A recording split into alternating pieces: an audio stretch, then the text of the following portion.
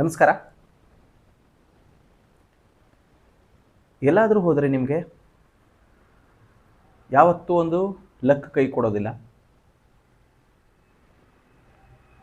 ಹಾಗೆ ನಿನ್ನ ಹತ್ರ ಏನು ಕೆಲಸ ಆಗೋದಿಲ್ಲ ಅಂತ ಹೇಳ್ತಾ ಇರ್ತಾರೆ. ಪನವತಿ ಅಂತ ಹೇಳ್ತಾ ಇರ್ಬೋದು ಕೆಲವೊಬ್ಬರಿಗೆ.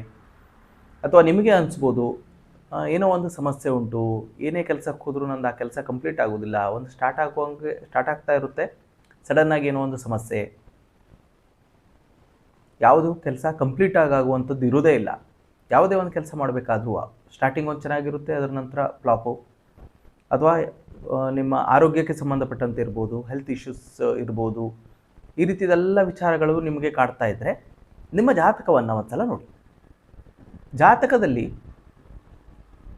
ಲಗ್ನಾಧಿಪತಿ 12ರಲ್ಲಿ ಇದ್ದರೆ ಈ ರೀತಿಯ ಒಂದು ಸಮಸ್ಯೆ ಆಗುವಂಥದ್ದು ಜಾಸ್ತಿ. ನಮ್ಮ ಈ ಜ್ಯೋತಿಷ್ಯ ಶಾಸ್ತ್ರದ ಪ್ರಕಾರ ಹೇಳೋದಾದರೆ ಲಗ್ನಾಧಿಪತಿ 12ರಲ್ಲಿದ್ದಾಗ ನಿಮಗೆ ಈ ರೀತಿ ಮೆಡಿಕಲ್ ಎಕ್ಸ್ಪೆನ್ಸಸ್ಸು, ನಿದ್ದೆ ಸರಿಯಾಗದೇ ಇರುವಂಥದ್ದು, ಮಾನಸಿಕವಾಗಿ ದೈಹಿಕವಾಗಿ ಕಿರಿಕಿರಿ, ಯಾವುದೇ ಕೆಲಸದಲ್ಲಿ ಹೋದರೂ ಏನಾದರೂ ಒಂದು ಅಡೆತಡೆ, ಲಕ್ ಕೈ ಹಿಡಿತಾ ಇಲ್ಲ ಅನ್ನುವಂಥದ್ದಾಗಲಿ, ಈ ರೀತಿದೆಲ್ಲ ಸಮಸ್ಯೆ ಇರ್ತದೆ. ಅಥವಾ ಬೇರೆ ಕಡೆಯಲ್ಲಿ ಕೆಲವೊಬ್ಬರಲ್ಲಿ ಹೇಳ್ಬೋದು, ಇವನಿದ್ದದ್ರಿಂದನೇ ಕಿರಿಕಿರಿ, ಇವನಿಂದನೇ ಈ ಸಮಸ್ಯೆ ಆಗ್ತಾ ಉಂಟು, ಈ ರೀತಿ ನೀವು ಕೇಳ್ಬೋದು. ಅಥವಾ ನಿಮ್ಮ ಹತ್ರ ಕೇಳಿರ್ಬೋದು, ಇವನಿಂದನೇ ಎಲ್ಲದಕ್ಕೂ ಕಾರಣ, ಇವನೇ ಎಲ್ಲ ಇದಕ್ಕೂ ಕಾರಣ ಮಾಡ್ತಾ ಇರುವಂಥದ್ದು, ಇವನಿಂದನೇ ಸಮಸ್ಯೆ ಆಗ್ತಾ ಇರುವಂಥದ್ದು, ಎಲ್ಲ ಸಮಸ್ಯೆಗೆ ಇವನೇ ಕಾರಣ, ಈ ರೀತಿ ಎಲ್ಲ ವಿಚಾರಗಳನ್ನು ನೀವು ಕೇಳ್ತಾ ಇರ್ಬೋದು.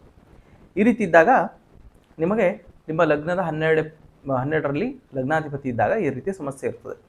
ನಿಮ್ಮ ಜಾತಕವನ್ನು ತೊಗೊಳ್ಳಿ, ಅದರಲ್ಲಿ ಲಗ್ನ ಅಂಥೇಳಿ ಬರೆದಿರ್ತಾರೆ, ಅಥವಾ ESC ಅಂಥೇಳಿ ಒಂದು ಮಾಡಿರ್ತಾರೆ, ಅಥವಾ ಸೈಡಲ್ಲಿ ಒಂದು ಡಬಲ್ ಕ್ರಾಸ್ ಮಾರ್ಕ್ ಹಾಕಿರ್ತಾರೆ, ಅದು ನಿಮ್ಮ ಲಗ್ನ.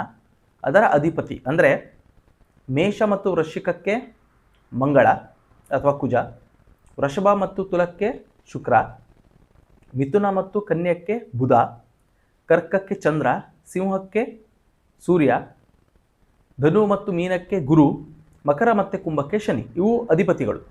ಸೊ ನಿಮ್ಮ ಫಾರ್ ಎಕ್ಸಾಂಪಲ್ ಹೇಳಬೇಕಂದ್ರೆ ನಿಮ್ಮ ಲಗ್ನ ಮೇಷ ಲಗ್ನ ಆಗಿತ್ತು ಅಂತ ಇಟ್ಕೊಳ್ಳಿ, ಅದರ ಅಧಿಪತಿ ಬಂದು ಕುಜ.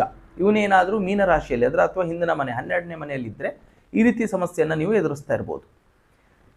ಈಗ ನಿಮ್ಗೆ ಅನ್ಸ್ಬೋದು, ಈ ರೀತಿ ಎಲ್ಲ ಸಮಸ್ಯೆ ಆಗ್ತಾ ಉಂಟು. ನಾನು ಇವತ್ತು ಸಮಸ್ಯೆ ಬಗ್ಗೆ ಹೇಳ್ತಾ ಇಲ್ಲ, ಈ ರೀತಿ ಸಮಸ್ಯೆ ನೀವು ಎದುರಿಸ್ತಾ ಇದ್ದರೆ ನಿಮ್ಮಲ್ಲಿರುವಂಥ ಒಂದು ಪಾಸಿಟಿವ್ ಬಗ್ಗೆ ಹೇಳ್ತಾ ಇರುವಂಥದ್ದು.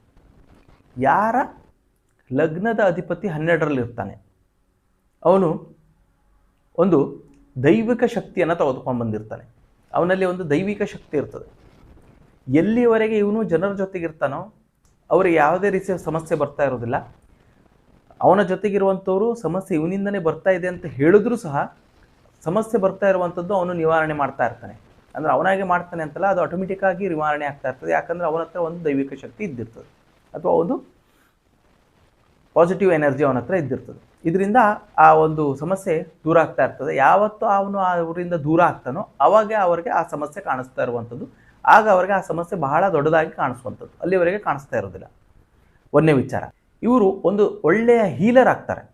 ಅಂದರೆ ಯಾವ್ರಿಗಾದರೂ ಇವರು ಏನಾದರೂ ಒಂದು ಸಮಸ್ಯೆಗೆ ಪರಿಹಾರ ಹೇಳಿದ್ರೆ ಅಥವಾ ಸಾಂತ್ವನ ಹೇಳಿದ್ರೆ ಅವರಿಗೆ ಇವರ ಮಾತಿನಿಂದನೇ ಒಂದು ಸಾಂತ್ವನ ಸಿಗುವಂಥದ್ದು, ಒಂದು ರಿಲ್ಯಾಕ್ಸೇಷನ್ ಸಿಗುವಂಥದ್ದು ಈ ಒಂದು ವ್ಯಕ್ತಿಯಲ್ಲಿ ಇರುವಂಥದ್ದು ಒಂದು ಕ್ವಾಲಿಟಿ.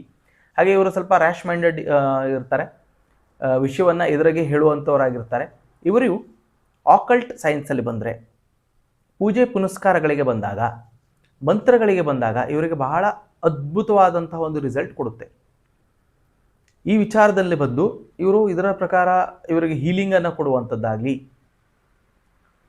ಸಮಸ್ಯೆಗೆ ಪರಿಹಾರವನ್ನು ಹೇಳುವಂಥದ್ದಾಗಲಿ, ಸಾಂತ್ವನ ಹೇಳುವಂಥದ್ದಾಗಲಿ, ಈ ಕೆಲಸಗಳನ್ನು ಇವರು ಮಾಡಿದ್ದೇ ಆಗಲಿ ಇವರ ಲೈಫಲ್ಲಿ ಸಕ್ಸಸ್ ಬರುತ್ತೆ. ಒಂದು ವೇಳೆ ನಿಮ್ಮ ಜಾತಕದಲ್ಲಿ ಏನಾದರೂ ನಿಮ್ಮ ಲಗ್ನಾಧಿಪತಿ 12ರಲ್ಲಿದೆ, ದಯವಿಟ್ಟು ಅದನ್ನು ಟ್ರೈ ಮಾಡಿ ನೋಡಿ. ಹೀಲಿಂಗ್ ಮಾಡಿ, ಅವರಿಗೆ ಒಂದು ಸಾಂತ್ವನ ಕೊಡಿ.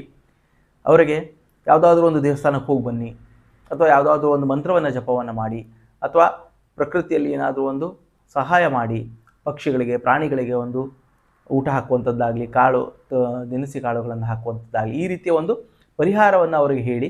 ಆ ಪರಿಹಾರ ಅವರಿಗೆ ನಿಜವಾಗ್ಲೂ ವರ್ಕ್ ಆಗಲಿಲ್ಲ ಆದರೂ ಸಹ ನೀವು ಹೇಳಿದಾದ ಮೇಲೆ ಅವರು ವರ್ಕ್ ಆಗ್ತದೆ. ಅಂಥ ಒಂದು ದೈವಿಕ ಶಕ್ತಿ, ಅಂಥ ಒಂದು ಪಾಸಿಟಿವ್ ಎನರ್ಜಿಯನ್ನು ಈ ವ್ಯಕ್ತಿಗಳು ಹೊಂದಿರ್ತಾರೆ ಅಂತ ಹೇಳ್ತೇನೆ. ನಿಮ್ಮ ಜಾತಕದಲ್ಲಿ ಈ ಥರ ಇದ್ದರೆ ನಿರಾಸೆ ಆಗಬೇಡಿ. ನಿಮ್ಮಲ್ಲಿ ಒಂದು ಶಕ್ತಿ ಇದೆ, ಆ ಶಕ್ತಿಯನ್ನು ಅರ್ಥ ಮಾಡಿಕೊಂಡು ಅದನ್ನು ಉಪಯೋಗಿಸ್ಕೊಳ್ಳಿ ಅಂತ ಹೇಳ್ತೇನೆ. ನಮಸ್ಕಾರ.